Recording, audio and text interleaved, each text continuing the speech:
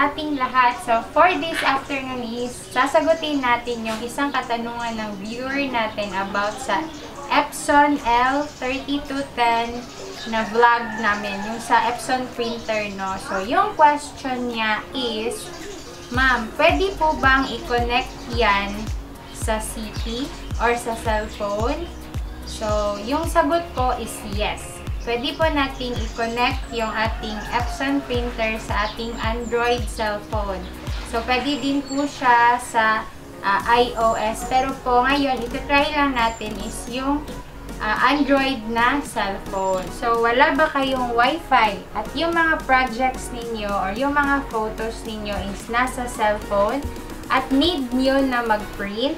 So, do not worry kasi may kasagutan tayo dyan, which is ang OTG cable. So, yung OTG stands for on-the-go cable. So, ito yung device na i-insert natin mamaya sa cable ng printer to the cellphone or cellphone to the printer.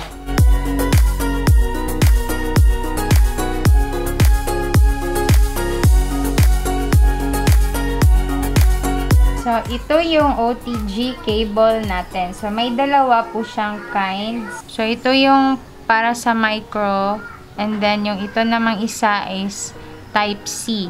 So, both po ito is para sa Android cellphone. So, yung gagawin natin is i-insert natin itong cable ng printer dito sa ating OTG.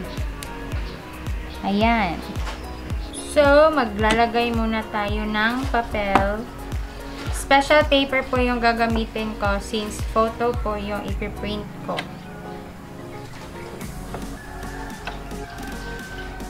$5R nga po pala to. So, i-adjust na lang natin dito. Yung holder niya. Yan. Para straight po talaga. So, before po tayong mag-print is kailangan muna nating mag-download ng application sa phone natin. So, punta po tayo sa Play Store and then search po natin yung Epson iPrint. Ayan, Epson iPrint. Open po yung nakalagay dito kasi installed na po to. So, kung i-install nyo po siya, is click nyo lang po yung install. So, may isa pang app na pwede which is yung Noco Print.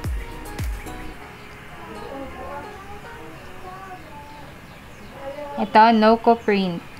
Yan. So, i-install nyo rin to kasi pwede din itong Noco Print. So, yung Noco Print is pwede po siya sa kahit na anong printer na gamit ninyo. Whereas, yung Epson po is design po siya for Epson type na printers. So, dalawa po yung in-install ko kasi pag hindi po nag-work yung isa is may backup tayo na isang application. But both po is na-try na namin. Pwede siya nakapag-print po siya. So, next po is pumunta muna kayo sa settings ng inyong phone. Ayan. So, hanapin nyo po yung additional settings. Ayan. So, ito po yung additional settings. Click nyo lang po. And, hanapin nyo po yung OTG connection. Ayan. So, turn on po natin. And, pwede na po nating i-connect yung ating OTG. So, micro po yung gagamitin natin. Ayan. So, ito po, makikita nyo po, nag-prompt po, which is, binasa po niya yung ating OTG cable. So, meaning po is connected na po tong cellphone dito sa ating printer. So, yung gagamitin po natin, since yung ating printer is Epson, is yung Epson iPrint. Tap. And open. So, photos po yung piprint natin. So, mamaya is papakita namin sa inyo na document naman. So, select lang po kayo ng photos dyan. So, dito po, na side is, nandito yung selection ng paper sizes. So, ito po yung print settings niya. So, printer. L3210 series. Copies, isa lang. May plus and minus sign po siya. So, kung gusto nyong maraming copies, yan. Pero pag isa lang, edi 1 lang po. Yan. So, paper size natin kanina, yung pinakamalapit sa 5R is 4 by 6 inches. So, media type. As is na po yan. Yung layout, meron po tayong borderless, borders, second up, 2 up, at 4 up. So, try natin yung borders. Print quality, standard, check. Paper source, automatic color. So, may selection po dito na black and white kung gusto nyo po ng ganong effect. So, color. And then, print date. Sige, lagyan natin ng print date. Autocorrect on. Sharpness ng color on. So, ito po yung may tatlo po dito sa headings niya. May local, manual, IP, and remote. So, since hindi po tayo nagko-connect sa Wi-Fi, so yung local lang po yung tap natin. So, pag connected naman po siya, ito po sa manual, IP, at remote. So, once natapos nyo na po itong lahat, or kung may gusto kayong baguhin, or kung wala na, so, tap done. And print.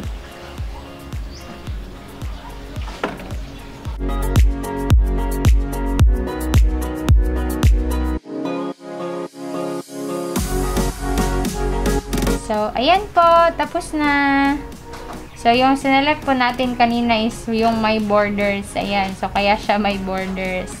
And then, mas malaki po kasi itong paper. Wala pong selection na 5R or 5 by 7 inches. So, pinakamalapit is 4 by 6. So, ganito po yung result niya. So, next nating i-print is document. So, punta tayo sa ating file manager or files. And then, tap document and select. So, ito po yung i-print ko na file. So, ayan po, lalabas agad yung Epson iPrint. So, itap po natin. And, yan. So, ito po yung document na ating ipiprint. So, yung ating paper size is A4. So, punta lang tayo sa kanyang print settings. Printer, ayan na po, L3210 series. Paper size is A4. Ayan. And then, media type, plain paper, layout, borders, print quality, standard, paper source, automatic, and colored. So, mas maganda po. Ma-print po talaga natin yung original color ng ating document. So, pwede nyo na rin po na hindi galawin yung print settings kasi directly po na-detect niya kung anong uri or anong size ng document yung present dito sa inyong print settings. Ayan. Yung original paper size niya po talaga dito is yung letter kanina. But since yung paper ko po is A4, so I changed it to A4. So makikita nyo rin po dito yung iba't ibang paper sizes. Ayan. So, select lang po natin kung ano po yung kailangan natin or yung required na paper size ng document na ipiprint ninyo. So, A4. Ayan. So, tapos na po yan lahat. Automatic na po yan. And then, done. So, tap print.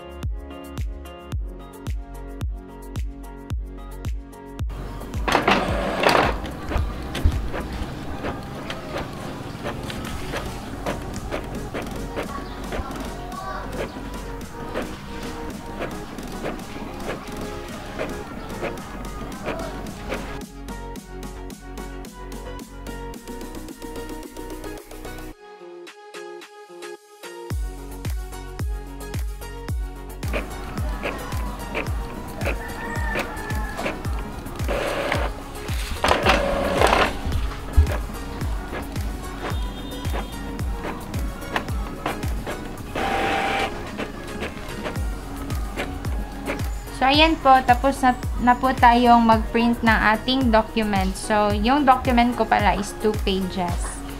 Ayan. So, para din gumamit kayo ng computer or nag-print kayo through computer. Oh, ang linaw-linaw po. So, there you have it po. Nasagot na natin yung isang question kung pwede ba yung CP2 Epson printer natin na connection. So, pwede po yun.